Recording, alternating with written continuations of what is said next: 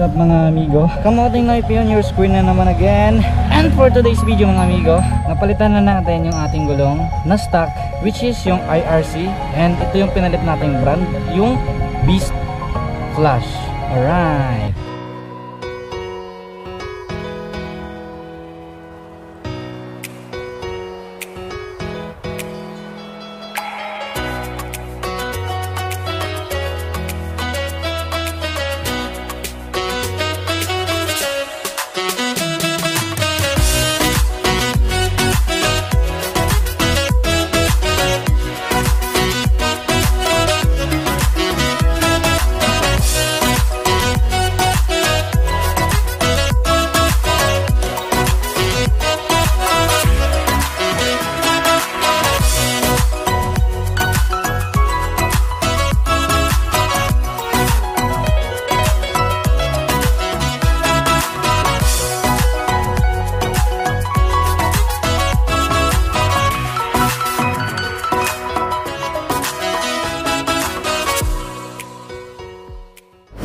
So mga amigo, ayun nga, at nakikwento ko naman sa inyo previous vlog natin no, na yun nga, baka magpalit na ako ng gulong kasi yung gulong ko nga, which is yung stock nga na gulong ni Sniper 155 ay masyado ng pudpud yun, and kumbaga dumudulas na ako kapag medyo basa na yung daan, and pag nadaan ako sa hindi sa may guhit, alam niyo yung minsan parang padaan tayo sa guhit ng daan, tulad nun yung parang sa gitna ng kalsada na yan, and pagka may pintura, ramdam ko talaga na parang gulong ko gumigewang siya, siyang kumakabig sa tuwing napadaan tayo sa mga medyo makapal na pintura sa daan, no?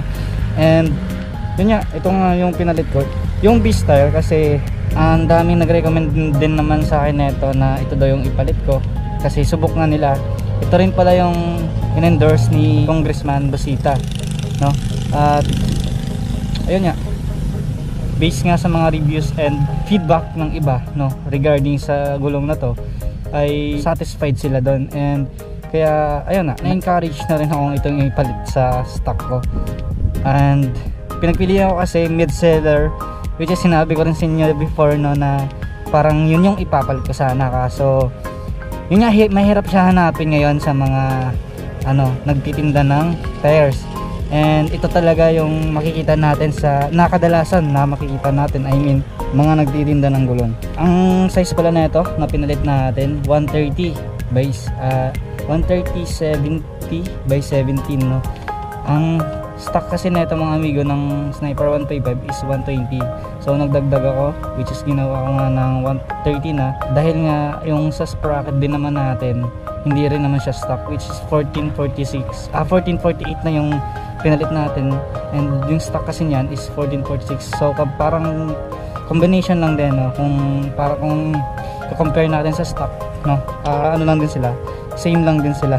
Nung pinalitan niya ito mga amigo kanina ay after nun, no, naramdaman ko talaga na sa gulong talaga lahat ng galing, yung parang gumigewang ako.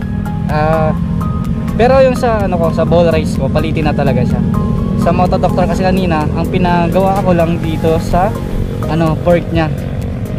Yun, pinalagyan natin ng fork oil. Pinapalitan natin kasi iba na rin yung rebound niya or yung performance na itong front shock natin. And so far, ayun, naramdaman ko yung ngayon naman sa ball race ko na talaga siya, yung gewang ngayon sa ball race na talaga siya nanggagaling, no? Na naramdaman ko rin kanina. Pero yung sa gulong, wala na, hindi ko naramdam yung parang kumakabig tayo ng kusa kapag napadaan tayo sa may guhit na daan, and parang hindi lang pantay yung daan, yun nga, parang kakabig ka talaga biglaan, tulad nga ng mga makakapal na pintura, which is sa mga bike lane natin nakikita, and yun nga, yung mga broken lane, no, tsaka solid lane na kung pag na-traffic tayo, nadadaanan natin yon kapag nag-overtake tayo. Mararamdaman natin yon pag pudpud na yung gulong niya. Doon sa mga nag-comment din, no, nagtanong ako kung ano ba ang maganda, Medzeller or Beast. Sabi nila, same lang din naman daw ng quality. Ang kahilera niya yung mga Mid seller din yun, mga Michelin, no? Kaso may kamahalan naman yung mga nasa ano na yun, brand na yun, na Michelin and Pirelli, no? So hindi ko naman kailangan ng ganun na kamahal na gulong kasi yung nagamit din naman parehas lang. Nung una pinag-isipan ko din na baka pwedeng quick na lang, no? Quick tire, alam niyo mga amigo, alam kong familiar din kayo doon. So hindi naman sila magkalayo sa presyo. So ang nagastos ko lahat mga amigo ngayon is 5,400 kasama na yung paggawa ng fork oil ko and pag-install nito and yeah, sa gulong din. 5,400 po lahat yan ang nag-gastos ko. Pamasko na lang din natin yan sa motor natin ng mga amigo pa. Para din naman yan sa atin, para yan maging maganda yung ano natin, maging maganda yung flow or yung takbo natin sa daan, yung biyahe natin sa daan is safe din kasi bago yung gulong and yung fork natin sa harap, yung shock natin, no? Bago din yung oil. So yung next ko nito is yung air filter, no? And ball race, tsaka yung battery ko sa remote. Yun yung next kong papalitan naman dito sa motor ko. So parang quick update ko lang to sa inyo mga amigo, no? Yung patuloy na nag-aabang sa ano natin, sa mga videos natin dito sa YouTube channel natin, no? So ayun, at ito nga pala yung video kung paano in-install yung gulong natin. Panoorin natin in 1, 2, 3.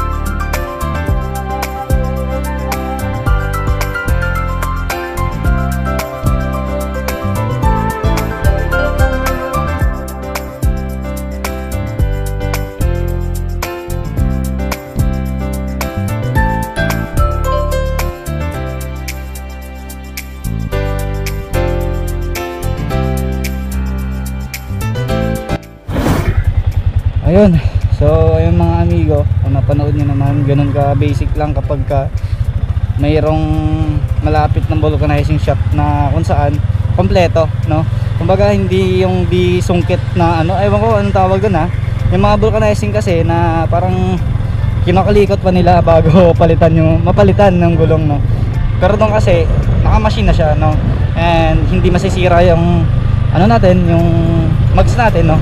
Iwas na rin tayo sa ganun kasi may tendency dun sa mga vulcanizing shop na walang ganong katulad na machine, masisira yung mags natin and may possibility talagang mabengkong. So ayun, itutuloy ko na yung vlog ko dito na banda sa subdivision at kasi nung pagpa-uwi ko ng mga amigo nalobat na yung GoPro ko. Yun, yun nga, regarding nga dun sa ano, sa pagpapa-install ng gulong sa mags natin or pagkabit, no? Mas better talaga pag may machine na ginagamit. Iwas sa mga bengkong ng mags natin and yun nga, kung masaya lang ka din na na motorista, madidisappoint ka sa mga di kalikot lang na paggawa sa vulcanizing. O nga pala mga amigo, nung in-install na nga to, after nun medyo nanibago ako sa height ng motor ko. Tumaas siya ng konti ulit, no, kasi putput na nga yung tire, yung stock na tire natin nung nakaraan, kaya naramdaman ko yung ayun, yun na i-share ko sa inyo mga amigo, and i-update ko na lang kayo sa mga susunod na vlog natin regarding dito sa motor ko. And ayun, maraming salamat pala sa mga patuloy na nanonood dito sa YouTube channel natin. Once again, this is Kamauting Noipi na laging nagpapaalala sa inyo na huwag nyo kalimutang laging mag-ride safe.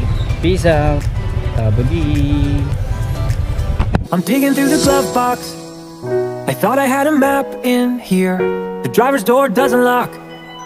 I bought the car my junior year. There's candy in my backpack, and you can pick our soundtrack. We're heading for the East Coast tonight, so pack your bags and hold on tight, cause we're taking off. Pack map here, track in, pack map here, in track.